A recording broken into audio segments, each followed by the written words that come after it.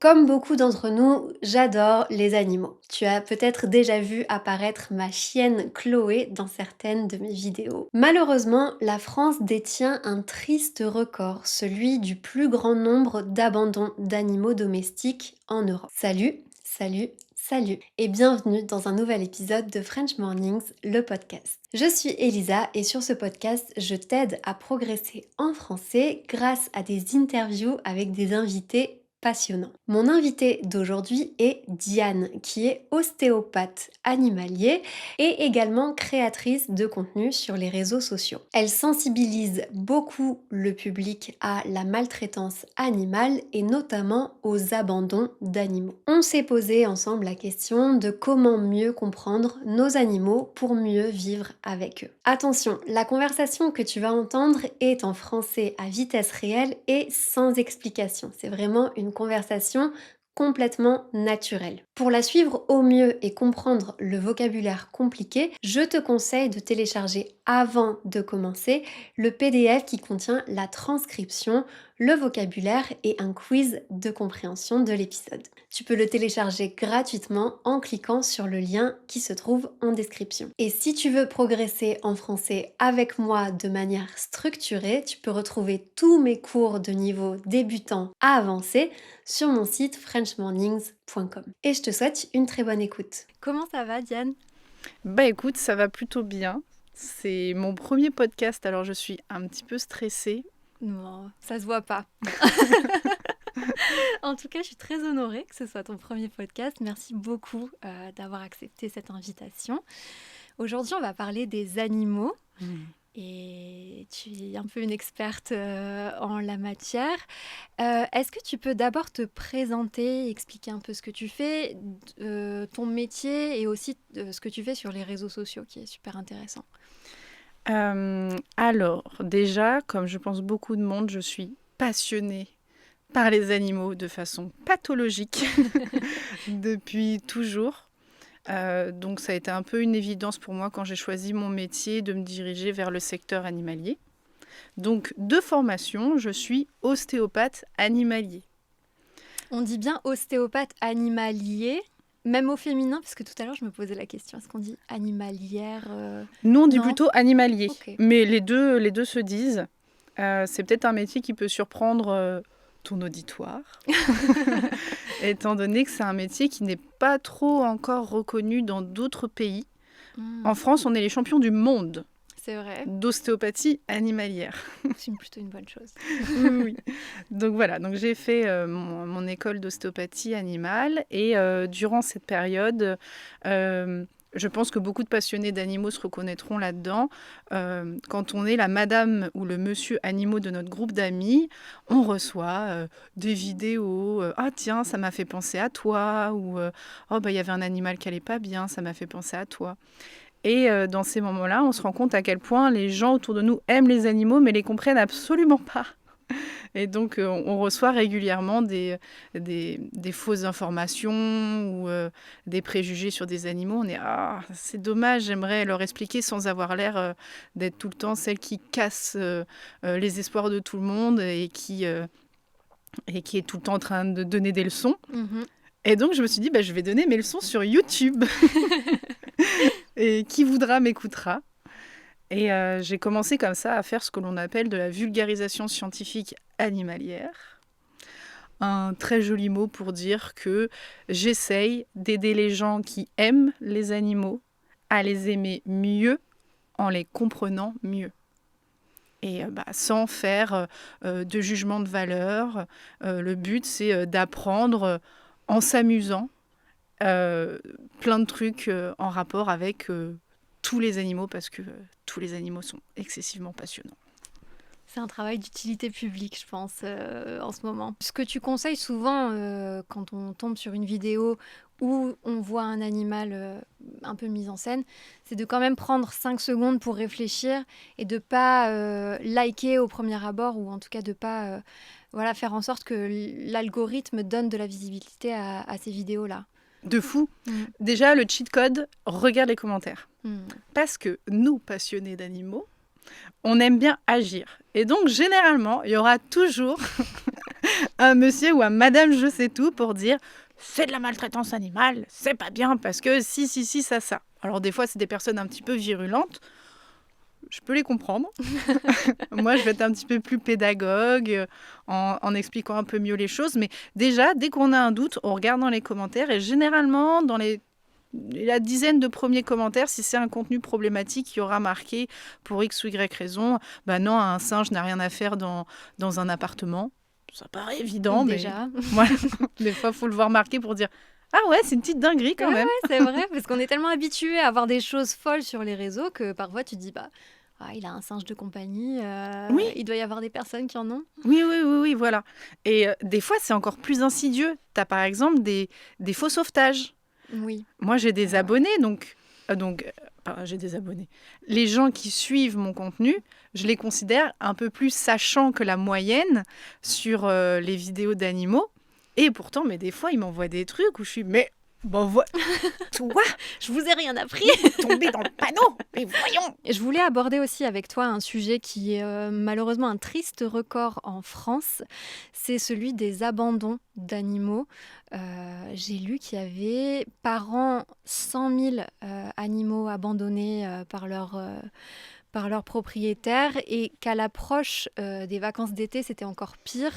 On arrivait sur des pics de 60 000 animaux abandonnés. Qu'est-ce qui explique que les statistiques sont aussi horribles ? Alors, il y a beaucoup de choses qui expliquent. Après, c'est assez compliqué de comprendre pourquoi il y a une forte disparité avec les autres pays. Donc ça, je ne peux pas te dire, mais en tout cas, en France, c'est sûr qu'il y a un réel problème au niveau de l'abandon. Et il est multifactoriel. Déjà, les animaux sont très populaires en France. On est un pays qui adore les animaux.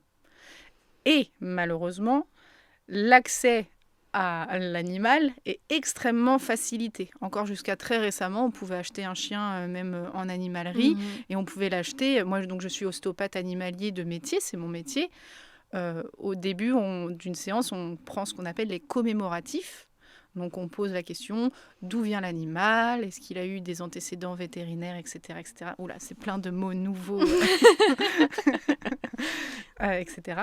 Et donc, beaucoup me disent je suis partie acheter à manger pour, je sais pas moi, acheter un arrosoir et je l'ai vu et j'ai craqué, je l'ai acheté. Et c'était il y a 10 ans, ça. Donc oui, c'est sûr, si dès que tu vas acheter un arrosoir, tu repars avec ton teckel. Ah oui, non, mais là, c'est compliqué. C'est un grand pas entre les deux, donc Oui. c'est une décision prise à la légère. Ouais. Donc bon, maintenant ça n'existe plus, mais on va avoir beaucoup de particuliers qui font aussi des portées un peu sauvages, qui vont pas, qui vont absolument pas déclarer. Et être éleveur, c'est un métier. Et ces personnes-là, généralement, ne savent pas sélectionner les bons adoptants. Donc, ils vont se laisser avoir par « Ah oui, on l'adore, etc. » Et 3 mois après, parce que le chiot n'est pas propre, ou 1 an après, parce que il commence à mordre, parce qu'on ne sait pas les éduquer correctement, on les abandonne. Il y a un gros problème de stérilisation aussi. Il y a beaucoup de chats, c'est surtout les chats errants qui ne sont pas assez stérilisés. C'est difficile au niveau des associations de débloquer des fonds pour faire des campagnes de stérilisation. Même les gens qui nourrissent, qui ont la gentillesse de nourrir les chats errants de leur quartier, ils font ce qu'ils peuvent. Moi, j'ai des amis, elles ont payé la stérilisation de chats qui ne leur appartient pas. Ouais, il y a vraiment des gens qui font un travail incroyable. Exactement. Et elles ont raison, parce que les chiffres sont catastrophiques. Je crois que 75% des chats errants n'atteignent pas l'âge d'1 an. Tellement la vie est compliquée dehors. Non, c'est horrible. Donc, va y avoir ça. On a aussi donc, tout ce qui est malheureusement départ en vacances. Là, on a beaucoup de gens qui n'ont aucune pitié. Et étant donné que c'est simple d'avoir un animal, autant jeter celui-ci qui ne nous sert à rien. On part en vacances plutôt que de payer quelqu'un pour s'en occuper. Sans compter, j'imagine, les chiens qui doivent rester 2 semaines enfermés, je ne sais où. Ah oui, je pense qu'il y a des gens qui ont vraiment... ils vont mettre 3-4 trucs d'eau et puis plein de croquettes et tu te débrouilles pendant 1 semaine, on revient, quoi. Mais psychologiquement, t'imagines la violence du truc. Ah non, c'est catastrophique. Voilà. Donc on a ça. Une des raisons numéro 1 aussi d'abandon, les changements de situation. Donc ça, c'est un peu large, mais en gros, c'est généralement les couples qui se Mhm. séparent. Hein. Donc, qui garde l'animal. Donc des fois, aucun des deux veut garder l'animal. Donc, direction le refuge le plus proche, les Ça, c'est divorces. triste. Oui. Pour le coup, je connais pas mal de couples qui font de la garde alternée avec leur chien et je trouve ça très marrant parce que c'est peut-être quelque chose qu'on n'aurait pas imaginé il y a encore 10 ans. Ouais. Ouais. C'est un peu les chiens sont les nouveaux enfants, je crois. Je te confirme. Dans les meilleurs cas, parce que c'est pas toujours le cas malheureusement. Mais... Oui. Moi, dans ma patientèle d'ostéopathe animalier, j'ai aussi des lapins. J'ai une spécialisation en lapins parce que j'adore les lapins. Peut-être un petit peu trop aussi. Et j'ai des lapins qui ont leur chambre. Mais non. Leur chambre. Une pièce grande comme ici? Alors, peut-être pas comme ici, mais t'imagines un 12 mètres carrés. Et le lapin, il t'attend, il est comme ça. Il est alors ma séance d'ostéopathie. Incroyable. Incroyable. Donc, en effet, un lapin doit vivre en liberté. Vraiment, il faut le considérer plus comme un chien, un chat, Mhm. que n'importe quel... Enfin, aucun animal, de toute façon, devrait vivre en cage. Mais la cage devrait être un enclos et devrait être juste un lieu de repos. J'ai mon petit machin, voilà, hop, je m'endors. Ou un lieu de sécurité quand on n'est pas là pour éviter qu'il mange les fils, etc. Mais normalement, la plupart du temps, il est censé vivre dehors. Mais donc, j'ai plusieurs lapins qui ont leur royaume de 12 mètres carrés. Donc, dès qu'ils veulent, ils se retirent dans leur... ils ont des châteaux, des trucs, des machins, des Mais c'est bidules. génial en vrai. Quand les gens prennent à ce point soin d'un animal, moi je trouve ça beau, donc Oui. j'adore. Et ils osent demander des conseils. Ça va, on fait tout pour lui. Alors, il boit de l'eau en bouteille pour le calcium. Et puis, est-ce que vous pouvez m'adopter à la rigueur? Est-ce que je peux devenir colocataire du lapin? Mais oui, grave. Donc bon, là, on a digressé un peu. Mais sinon, si tu veux, les autres raisons d'abandon, le coût de la vie, l'inflation. Vraiment, vraiment un fléau. Alors, j'ai pu travailler avec... Ça, c'est dommage, j'ai oublié le nom de l'association. Vétérinaires pour tous, je m'en souviens. Superbe association. Des vétérinaires qui offrent des soins vétos aux personnes qui en ont le besoin. Et pour les avoir accompagnés pendant une journée, c'est aussi beau que touchant à voir, où on voit que c'est des personnes qui profondément aiment leurs animaux, mais qui ont des chemins de vie qu'on pourrait tous avoir. Une petite dame, une pauvre petite vieille dame qui a une retraite misérable, mais elle aime son chien plus que tout au monde, mais elle arrive déjà pas à se nourrir, donc comment tu veux qu'elle fasse le vermifuge, le vaccin, le truc, le bidule? Mais par contre, elle connaît son chien par cœur, elle peut tout te dire de lui, mais c'est juste, elle n'a pas les sous. Oui. Et donc là, tu dis, mais cette petite... Enfin, ça peut être moi plus tard. Bon, on n'a pas besoin de se mettre à la place de quelqu'un pour éprouver de l'empathie, hein, mais on a eu aussi des étudiants qui juste, c'était le chien de famille et finalement, maintenant, il faut l'assumer derrière. Ça devient leur chien et puis, ils encaissent et ils font ce qu'ils font, mais ils sont bien contents d'avoir Vétérinaires pour tous qui offre des consultations extrêmement larges, que ce soit donc pour de la prévention, vaccins, etc. Et tu vois, ils prennent leur temps. Il y a des étudiants vétérinaires aussi qui apprennent. Ça fait un cercle ultra vertueux. J'étais waouh, ça c'est trop bien. Mais c'est génial parce qu'on n'est pas tant au courant du fait que ça existe, je trouve. Moi, c'est la première fois que j'en entends parler, ouais. Ben oui, parce que le problème c'est que c'est des associations et elles n'ont aucun budget com. Ils n'ont aucun budget en termes de communication. Donc c'est difficile pour eux de se faire connaître. Après, il y a forcément il faut remplir certaines cases pour avoir accès à ce type de soins.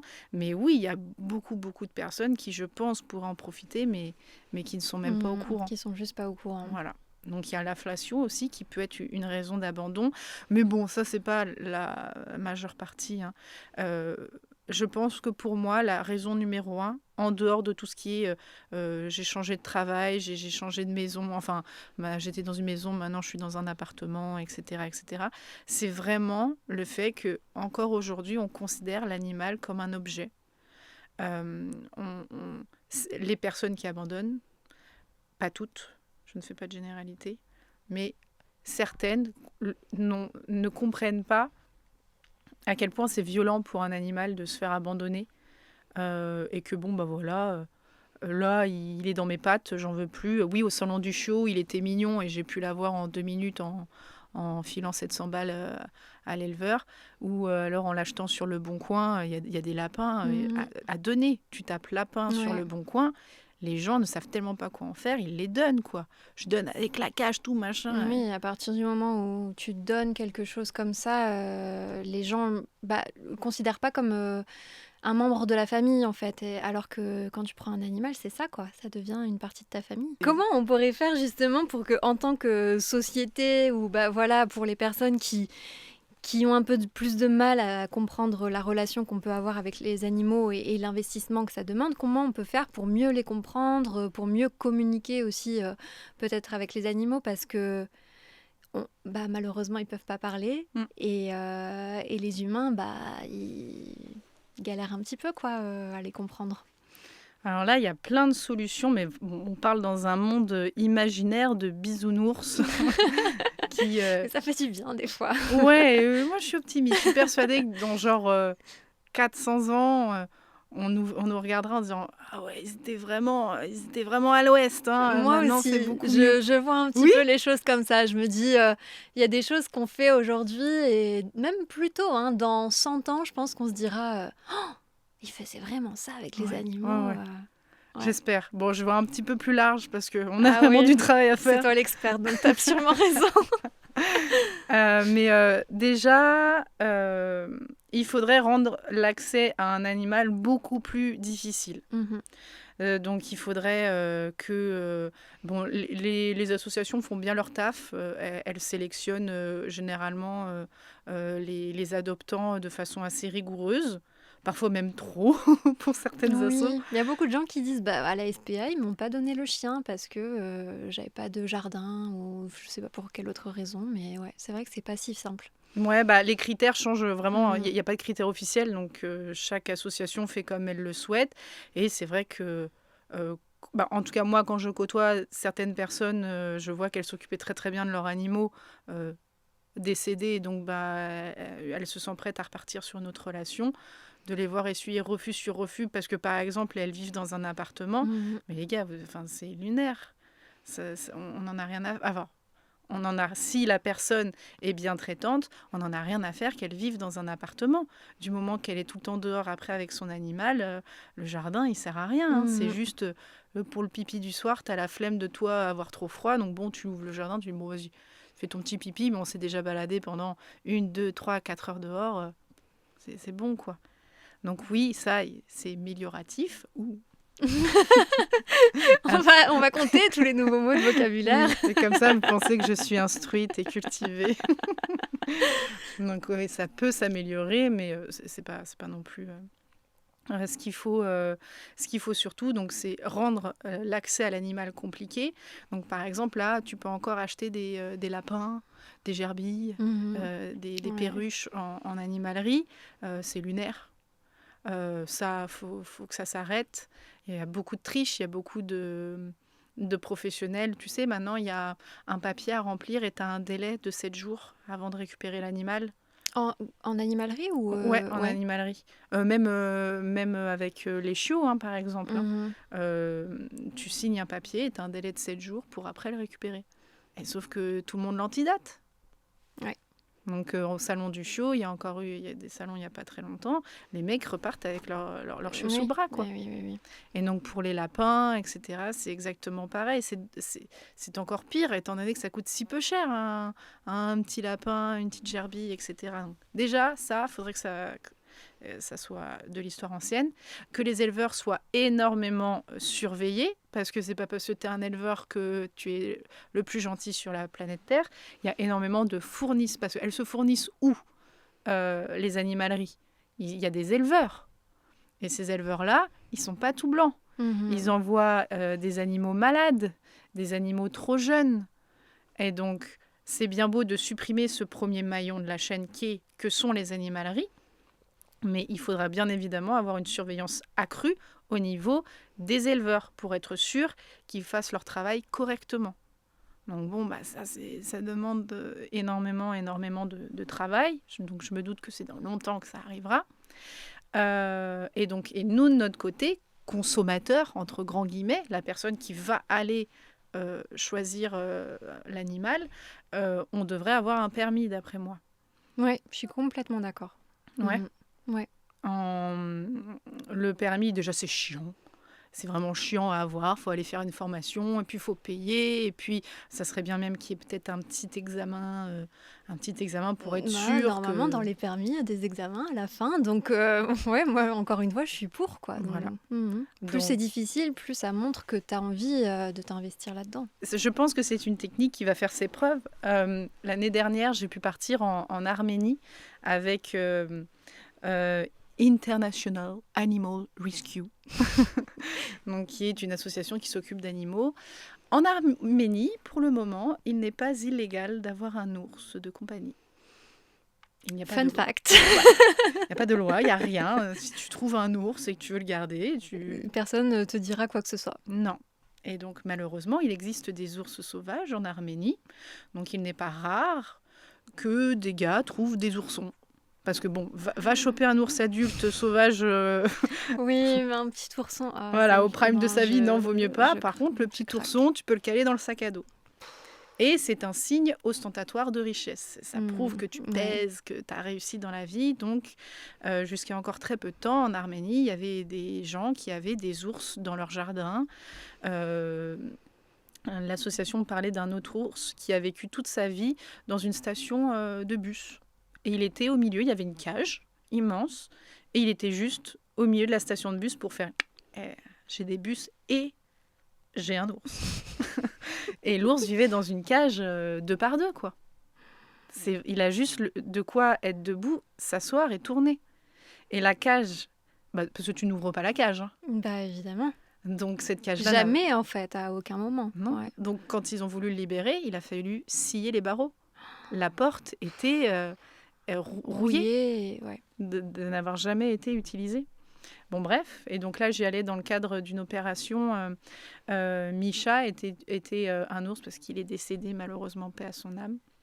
C'était un ours qui a été retrouvé en divagation aux abords d'un village, extrêmement amaigri, et il semblait ne plus avoir de dents. En fait, il y avait les racines dentaires, mais elles étaient toutes rongées. Elles n'étaient pas limées, elles étaient rongées. C'est-à-dire qu'on ne l'avait pas nous-mêmes fait avec une râpe, c'était lui, l'association suspecte qu'il ait été gardé en captivité avec des barreaux et qu'en fait il se soit limé les dents, mais il n'en avait plus, on aurait dit qu'il n'avait plus de dents. Et sauf que de faire ça, tu exposes la pulpe de tes dents, les nerfs, donc imagine les rages de dents qui devaient se taper. Des abcès dentaires absolument partout, et il était très maigre aussi à cause de ça. Il ne pouvait plus manger. Donc l'association suspecte qu'il était à 2 doigts de mourir, donc le monsieur a dû dire bon vas-y, j'ouvre la cage et je le laisse partir, parce que qu'est-ce que tu fais d'un ours, où est-ce que tu l'enterres, enfin c'est compliqué, donc bon, va mourir plus loin et m'embête pas. Donc ils l'ont récupéré, et donc le but était, ils l'ont retapé pendant 1 an pour lui faire prendre du poids. Parce que l'opération a quand même duré 5 heures avec 4 vétérinaires différents. Il y avait un anesthésiste et un vétérinaire par chaque mâchoire pour faire le plus rapidement possible, pour enlever. Donc d'abord ils font des radios, ils regardent quelles dents restent, quelles dents doivent être enlevées. Ils ont retiré une canine. Je te montrerai les vidéos. C'est vraiment, la racine dentaire est énorme. Ça, c'est juste ce qu'il y a dans la mâchoire. Ça, c'était dans la gencive. Voilà. Et Wow. Il te retire ça et tu dis... bon, bref. Et donc, pourquoi je dis tout ça ? Donc, Misha a quand même vécu quelques mois supplémentaires, 1 année supplémentaire, mais il était vieux. Il était fatigué. Mais au moins, pendant les derniers mois de sa vie, il n'avait plus de douleur au niveau de sa mâchoire. Déjà, rien que ça, c'est beau, c'est très triste. Quand j'ai appris sa mort, de me dire qu'il a vécu 12 ans comme ça m'a... Bon, bref. Et donc, tout ça pour dire que là, ce qu'essayent de faire les vétérinaires, c'est de travailler à mettre en place une loi. On ne peut pas interdire, mais on peut mettre en place un permis. Interdire, ça, pour les Arméniens, ce serait trop. Oui. Donc, ça serait toucher à leur liberté. Mais si c'est oui, mais permis, qu'il faut payer 1 200 € pour avoir un ours, là, bizarrement, il n'y aura plus d'ours. Et donc, c'est comme ça qu'ils vont régler le problème. Ces vétérinaires-là et cette association-là en est persuadée. Et je pense qu'on peut vraiment faire le... Oui, appliquer des principes similaires pour les animaux de compagnie. Ah oui, pour moi, à 200%. Mhm. Il faut des formations. On a la chance d'avoir les réseaux sociaux. Donc, on a beaucoup de savoir quand même gratos. Mhm. Donc ça, c'est super bien. Donc on peut s'éduquer à beaucoup de choses, parce que je peux comprendre aussi, pour moi, il y a quand même une notion à avoir de faut pas être riche pour avoir un animal. Mhm. Mais il faut quand même avoir les moyens. Oui, ça reste un budget, hein, Voilà, un budget supplémentaire. exactement. Donc on peut trouver des petites formations à gauche à droite pour apprendre à mieux comprendre son animal. Mais par contre, voilà, il y a des budgets qui ne peuvent être évités. Si ton chien il a besoin d'une opération d'urgence, etc., il faut être capable d'avoir les sous. Si ton chien a des graves problèmes comportementaux, il faut être capable de payer les cours qui te permettra de mieux le comprendre et de mieux interagir avec lui. Hein. Ça, c'est certain. Mhm. Donc oui, ça passe par le permis, donc, et aussi une meilleure compréhension de l'animal. Parce que je pense qu'il y a beaucoup d'abandons où il suffirait que les deux parties se comprennent mieux et que ça se passe bien. Par exemple, on voit beaucoup de personnes qui disent mon chat, il est fou, je le caresse et il m'attaque. Et je peux pas m'empêcher. Ouais. Là, il y a peut-être un petit peu de jugement. Oh, très léger. C'est juste que le problème est récurrent. Donc, mais non, ton chat n'est pas fou. Ton chat a parlé en chat, mais toi, tu lui as parlé en humain. Et bah, tu m'étonnes que ça ne matche pas. Certains chats sont moins tactiles que d'autres, donc ils peuvent quand même... Il y en a beaucoup qui disent « Ouais, mais il vient quand même me demander des caresses. » Ok, peut-être, il t'a demandé une caresse. Mais il t'en a demandé une ou deux. Mhm. Il n'a pas signé pour la session 15 minutes où tu viens le brosser. Donc, c'est là où il y a toute une subtilité à avoir. Par exemple, moi, j'ai appris le consentement à mon chat. Bon, après, là, je suis peut-être dans l'extrême, mais j'ai vite compris que mon chat n'était pas tactile. Donc, avec mon chat, je lui demande si je peux le toucher. Donc, je lui fais Mimi. C'est très particulier. Tu parles le chat avec lui? Je lui fais Mimi. Donc, je mendie la caresse. Je lui fais s'il te plaît. Est-ce que je peux te caresser? Et on a d'un commun accord. S'il miaule, c'est que j'ai le droit d'aller le caresser. Et vous vous comprenez comme ça, en fait. Ouais. Et C'est vraiment, génial. ça marche bien. Hein, Ouais, parce que je me prends 90% de vent. Hein. Ouais. 90% du temps, il me regarde comme ça. Et je suis un peu forceuse. Je recommande. Ouais, parce que quand on a un chat, on a envie de le câliner. Exactement. Et donc, le peu de fois, il me fait miaou, hop, tout de suite, il se roule et il me montre comme ça. Donc, et bon, bref, là, je raconte ma vie. Mais au-delà, on n'est pas forcément obligé de faire ça, même si je trouve ça vraiment bien d'instaurer ce truc-là de est-ce que je peux, là, te faire des caresses. Les chats le montrent. Ils ont plein de signaux différents pour dire qu'ils en ont un peu marre. Donc, ça peut aller de la queue qui fouette. Attention, on se dit, oui, bah, je suis au courant. Oui, quand le chat, il n'est pas content, il a la queue qui fait comme ça, là. Ok, mais au début, il n'est pas vénère à ce point. Quand ça, Non, ça monte crescendo et ensuite, on s'en rend bien compte. on est d'accord, quand quelqu'un avec toi, parce qu'on peut faire de l'anthropomorphisme, quand quelqu'un avec toi est désagréable, c'est pas tout de suite envie de lui mettre ton poing dans la figure. Oui. Donc au début, tu vas peut-être croiser les bras, tu vas peut-être te reculer un petit peu. En gros, c'est tous ces micro-signaux que tu dois capter chez ton animal pour te dire « Ah non, là, c'est trop ». Moi, par exemple, mon chat, c'est quand il commence juste à battre de la queue, juste un petit peu. Je sais, ah merde, il en a marre. C'est chiant, hein. T'as envie de gratter un petit peu plus. Mais si je gratte un peu, pour X ou Y raison, lors par exemple d'un soin, je dois lui enlever un truc. Si je gratte, après, j'ai le niveau au-dessus. Oui. Donc, je vais avoir comme ça. Et si je respecte pas ça, là, j'ai le coup de griffe. Et les personnes qui respectent pas tout ça, bah, tu m'étonnes qu'ils disent « Je comprends pas, il m'a mis une tarte, j'ai rien fait. » Bah si, ça fait... Ouais, et puis une chose aussi très facile à faire, moi je me rends compte avec mes animaux, je le fais un peu par Parce que je me pose vraiment la question de est-ce qu'il en aurait pas un peu marre? Mmh. Et en fait, juste, je fais une pause. Et si il revient, c'est qu'il a envie que ça continue les caresses. Et si il fait sa vie, c'est que voilà, hein, terminé. Génie que tu es. Oui, oui, oui. Ça, c'est clairement, j'en ai fait quelques vidéos. Mhm. Et c'est exactement ce qu'il faut faire, surtout sur un animal que tu connais pas forcément. Oui. Mhm. Moi, par exemple, la dernière fois, c'était une chèvre. J'adore les Ah, chèvres. moi aussi. Voilà. Donc tu proposes ta main, tu laisses l'animal sentir. Le mieux, c'est pas la main comme ça. Mhm. C'est la main comme ça, ils sont pas cons. Généralement, La c'est qu'il y a main mangé. à plat, Donc, pour voilà. les gens qui écoutent et qui regardent pas la Ah vidéo. oui, voilà. Il faut pas mettre la main à plat, parce que la main à plat, l'animal pourrait penser qu'il y a à manger dedans. Mhm. Donc, il pourrait venir te mordre. Oui, Tu la montes comme un baise-main. d'accord. Tu montes le Le plat. dos de la main. Ok. Exactement, le dos de la main. Mais ça peut être ton avant-bras aussi. Le Mhm. but, c'est qu'ils sentent déjà ton odeur. Et en fonction de ça, tu peux commencer à te rapprocher, puis tu vois ce que ça donne. Et en effet, cette chèvre, je la connaissais pas, donc je me dis, je m'arrête. Qu'est-ce que c'est plaisant quand l'animal revient vers toi et hop, redemande. Le partage est encore plus valorisant. Mhm.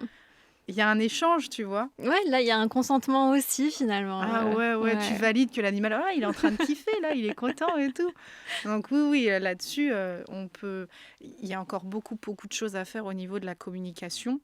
La compréhension de la douleur aussi. Mhm. Nous, les êtres humains, quand on a vraiment mal, on bugle, on hurle à la mort qu'on a mal. Donc c'est assez simple de voir quand on est douloureux. Les animaux, c'est différent. Même si on les a domestiqués, ils ont quand même gardé ce principe de « il ne faut pas qu'on sache que je souffre. Il faut que je le garde pour moi, parce que si je l'exprime, je suis mort. » Oui, je deviens vulnérable aux yeux des potentiels prédateurs, etc. Mhm. Exactement. Donc d'autant plus chez les herbivores, mais ça existe aussi chez les carnivores. Donc là, faut mettre tous les animaux dans le même panier. Mhm. Tous les animaux expriment difficilement leur douleur. Et c'est génial hein, parce qu'en ce moment, on est vraiment un peu d'après moi, je me trompe peut-être, une période un peu charnière où on commence à comprendre de mieux en mieux les signaux de douleur chez les animaux qui s'expriment de façon très différente de nous et en même temps extrêmement similaires. Il y a des travaux qui sont en train de sortir sur l'expression de la douleur par rapport à l'expression faciale. Un cheval douloureux, tu peux le voir juste en le regardant. Un chat douloureux, tu me montres sa tête et je te dirai, j'ai pas besoin du corps, juste la tête. Et par rapport aux contractions des muscles faciaux. D'accord. Comme nous, quelqu'un de triste, tu vois, les Ouais. sourcils vont un peu se pencher, etc. Quelqu'un en colère, les sourcils vont se froncer. Eh bien, il y a des faciès de la douleur. Donc, il y a pas des diagrammes, mais des photos comparatives. Cheval détendu, cheval en légère douleur, cheval en douleur intense. Donc, on va avoir les yeux de l'arcade sourcilière, les yeux de l'arcade sourcilière qui vont un peu les muscles de l'arcade sourcilière qui vont se plisser. On va avoir les naseaux qui vont pareil se froncer. On va avoir la bouche qui va se contracter. Et donc ça arrive aussi chez les chats. Par exemple, les moustaches, quand elles sont détendues, elles vont vers comme ça, elles vont vers elles vont vers l'intérieur, vers le bas, ouais. pointent vers le bas. Plus ça va être contracté, plus elles vont devenir droites. Et quand ils sont en douleur extrême, elles vont carrément dans l'autre sens. Elles vont vers l'extérieur. Ok. Les oreilles pointées et puis complètement en avion. Ouais. Les, je ne sais pas comment on pourrait appeler ça, le bout du nez.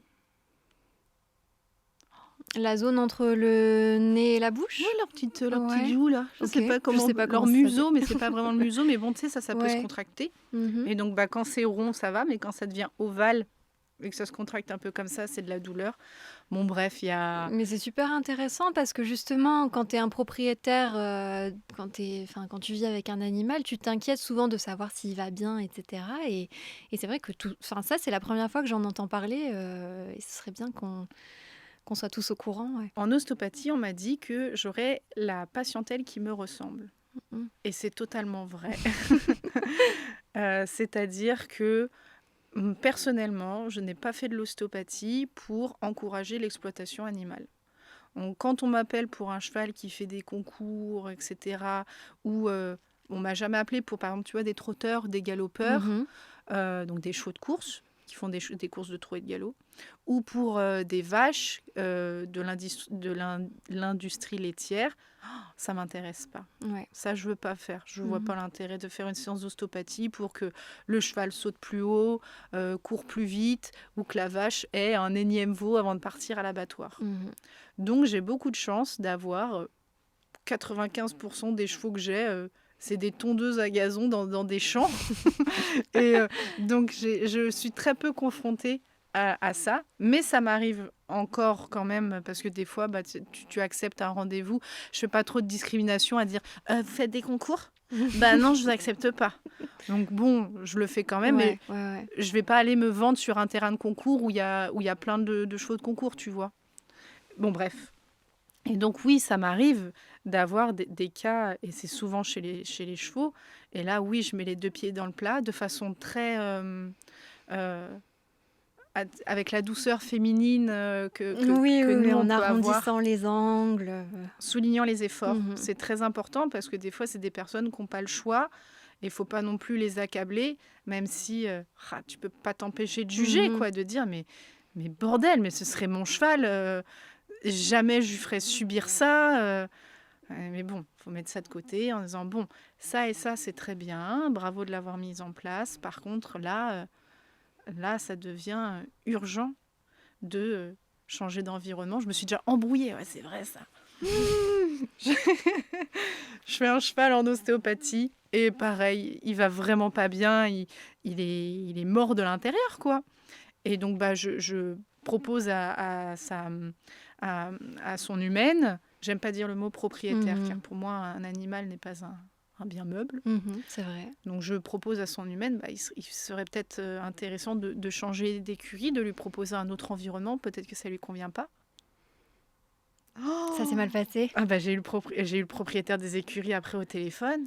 C'est scandaleux. 20 ans de métier, on m'a jamais fait ça. Je vous accueille dans mon écurie et vous osez dire aux gens de partir. Ce cheval, je le connais très bien. Il va très bien. C'est juste qu'il y avait du vent aujourd'hui et qu'il était stressé. Et puis j'étais petite, moi j'étais oui, mais je voulais pas dire ça comme ça.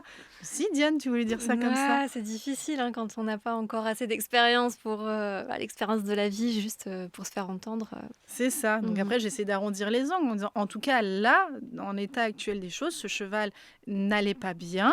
Et par rapport à ce qu'elle me décrivait, vous ne pouviez pas proposer ça dans votre écurie. Donc, il était sans doute intéressant qu'elle tente de voir s'il était mieux ailleurs. Et moi aussi, je le connais, ce cheval. Je l'ai déjà vu plusieurs fois. Donc, je sais comment il était avant. Et que là, voilà, ça s'était modifié. Je ne sais plus parce que j'ai oublié. Mais ouais, là, je m'étais pris un gros coup dans les dents. mais bon, ça va. Et tu parlais tout à l'heure de ton voyage en Arménie, Oui. où tu étais partie avec une association, c'est ça? Oui. Est-ce que tu aurais quelques conseils à partager quand on a envie justement de s'engager auprès des animaux, de trouver des associations qui font du travail intéressant, qui proposent des activités éthiques aussi? Ouais.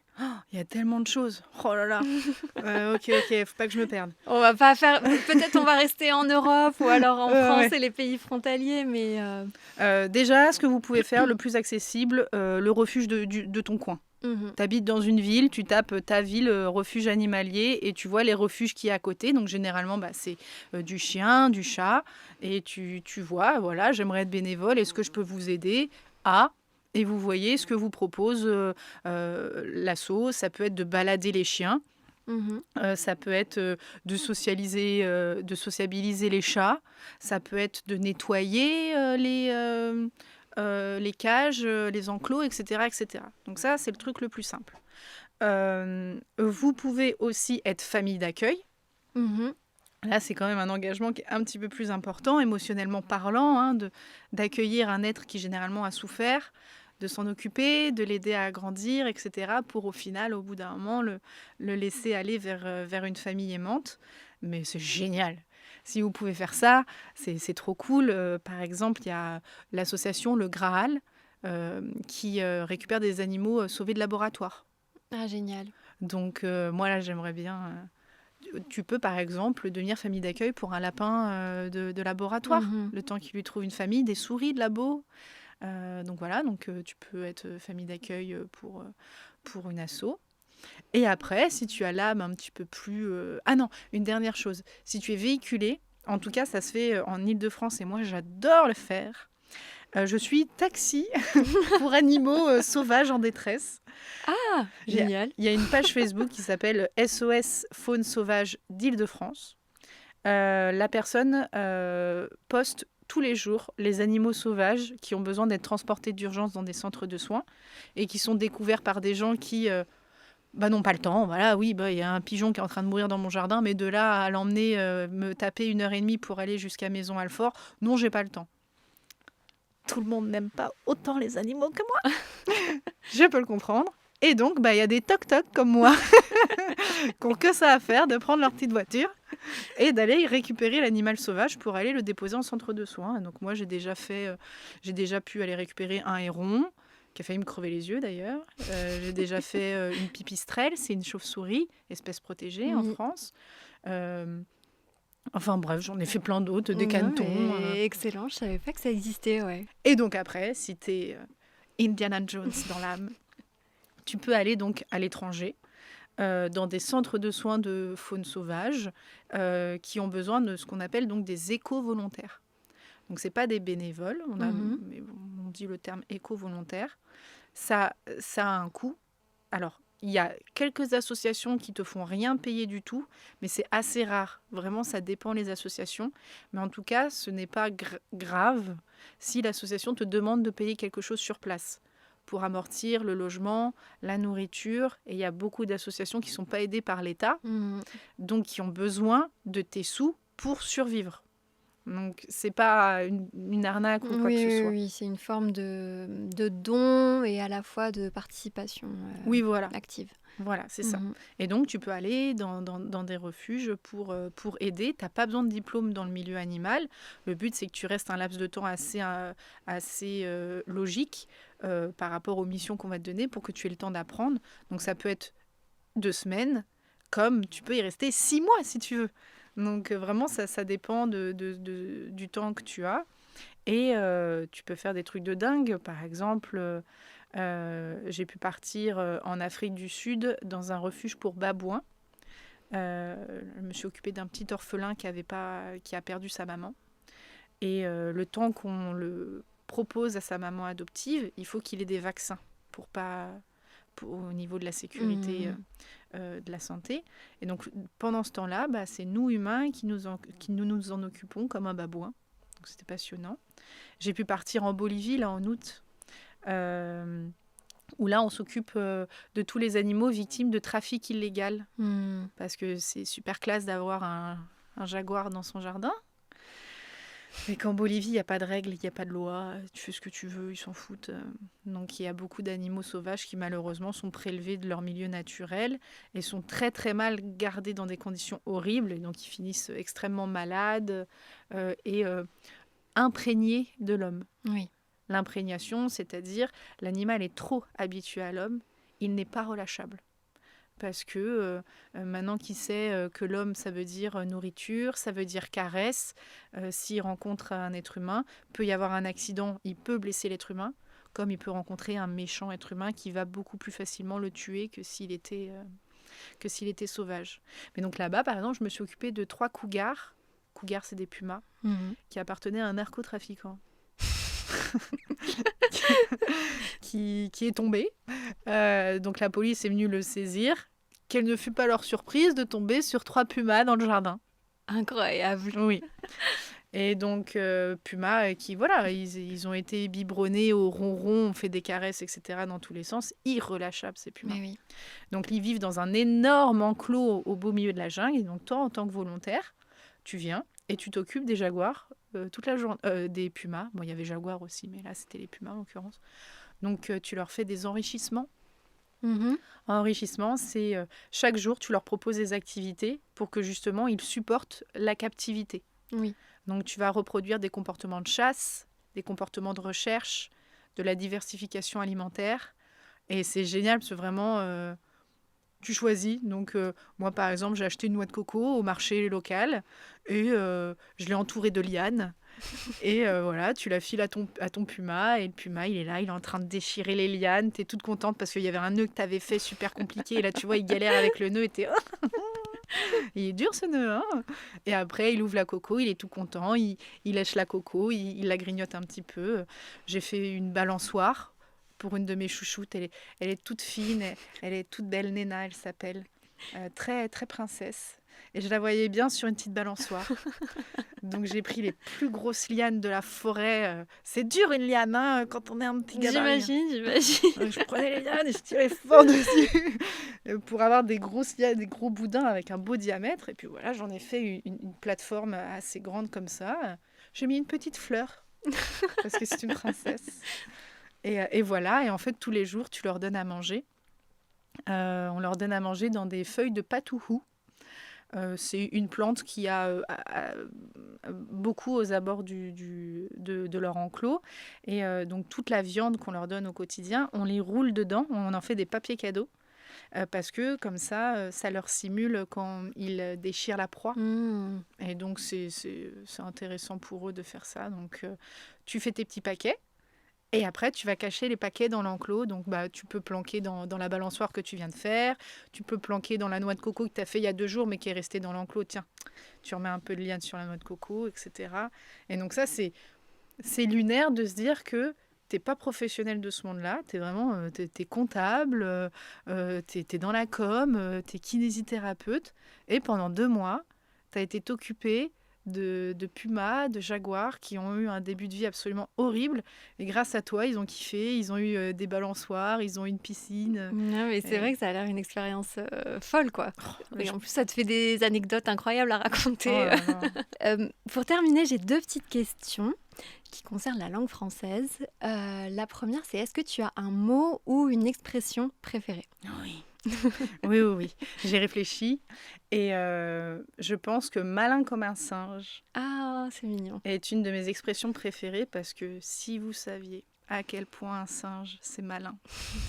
En Afrique, donc dans le centre de soins pour babouins, il est en plein milieu de la savane. Là où il y a les enclos, il n'y a pas de barrière, les enclos sont dans la savane. Donc les babouins sauvages sont pas bêtes et ils viennent au niveau des enclos pour nous piquer de la nourriture. Mais ils ne le font pas n'importe comment, ils utilisent des outils. Et alors, dit comme ça, on se dit bah oui, je suis au courant qu'un singe utilise des outils. Oui, mais quand tu es dans la savane, que toi tu es en train de donner la nourriture, etc. Et là, tu vois la petite maman avec son petit bébé qui est en train elle regarde 2 branches, tu la vois, elle réfléchit, elle est non, elle est mieux. Et qu'elle vient passer sa main entre les barrières de l'enclos et qu'elle râpe et qu'elle arrive à râper pour trouver la petite banane là du fond de l'enclos qui lui a été. Tu te dis mais c'est un truc Oui, truc de les singes, c'est assez incroyable. un truc de J'ai malade. été au Kenya en safari Mm. et les singes étaient partout. Et je me souviens qu'ils passaient au restaurant et qu'ils piquaient les paquets de sucre pour le café sur les tables. Oui. C'était hilarant. Oui, non, extrêmement intelligent. Ouais. Thaïlande, tout ça, tu vois beaucoup de vidéos de Mhm. singes qui agressent les touristes. Oui, qui font du troc aussi, qui leur Mhm. volent leur téléphone pour qu'ils leur donnent quelque chose en échange. Parce qu'ils ont très bien compris que même Ouais. si le téléphone n'était pas une ressource alimentaire, ça avait une haute valeur et que pour ce petit truc-là qui sert à rien pour eux, ils avaient beaucoup, beaucoup plus d'offrandes Mhm. en retour qu'une simple casquette ou un parapluie. Oui, Mais c'est donc génial. malin comme un singe. Ouais, Ah ouais, très ouais, très ouais. bien. Malin comme un singe. Et est-ce que tu aurais une ou plusieurs recommandations culturelles, c'est-à-dire un film, une série, un artiste, une chanson à partager pour les auditeurs qui apprennent le français? Oui. J'aime bien tout ce qui est gratuit. Parce que la vie est chère. Donc je pense notamment à mon ami Yvan de Animaux Mode d'Emploi, donc qui est un vulgarisateur scientifique animalier lui Mhm. aussi, qui a une chaîne YouTube où il fait des documentaires animaliers. Il a une voix. Il a son petit micro, etc. Ça fait vraiment ambiance documentaire, très accessible, un passionné, un puits de science, extrêmement passionné et respectueux des animaux qu'il filme. Il n'y a jamais il n'y a pas la séquence pour avoir la séquence Mhm. ou quoi que ce soit. Il explique tout très très bien. Donc vraiment. Et puis c'est gratos quoi. C'est sur YouTube. Ouais, donc parfait Ah pour ouais. les amoureux des animaux. Oui. Et si les gens veulent te suivre, on peut te retrouver sur quel réseau? Alors moi pas encore sur YouTube, mais j'ai très envie de refaire des documentaires animaliers. Mais donc j'ai une petite chaîne YouTube, il y a quand même des vidéos que vous pouvez aller voir. Sinon, je publie beaucoup plus régulièrement sur Instagram et sur TikTok, bien évidemment. Je fais plusieurs choses. Je fais soit des documentaires de terrain, donc quand je suis partie en Afrique, en Arménie, en Bolivie, là je pars en Indonésie, etc. etc. Soit j'analyse des vidéos virales. Donc toutes les vidéos sur les animaux où soit on rigole, soit on se fait avoir parce que c'est une arnaque. Moi j'explique pourquoi c'est des faux sauvetages ou où est-ce qu'il y a de la maltraitance. Mais encore une fois, c'est feel good et le but c'est qu'on apprenne en s'amusant et sans culpabiliser. Mais je donne tout le temps des éléments d'action. Ça c'est très important. Parce que je n'aime pas le fait de dire regardez cet animal souffre et vous pouvez rien faire quoi. Mhm. Donc ouais, il y a de la souffrance, mais il y a toujours une pétition, une personne à soutenir, une action à faire pour que ce que vous venez d'apprendre cesse et que vous ayez un rôle dans tout ça, de pas juste dire bah, elle m'a niqué ma journée, c'est horrible ce qu'elle me raconte. Non, non, au contraire, tu as appris un truc et en plus tu as un peu aidé l'animal, donc c'est cool, tu vois. Et voilà, bah, ce serait déjà pas mal. Eh ben, merci beaucoup. C'était un vrai plaisir. De rien, merci à toi, c'était cool.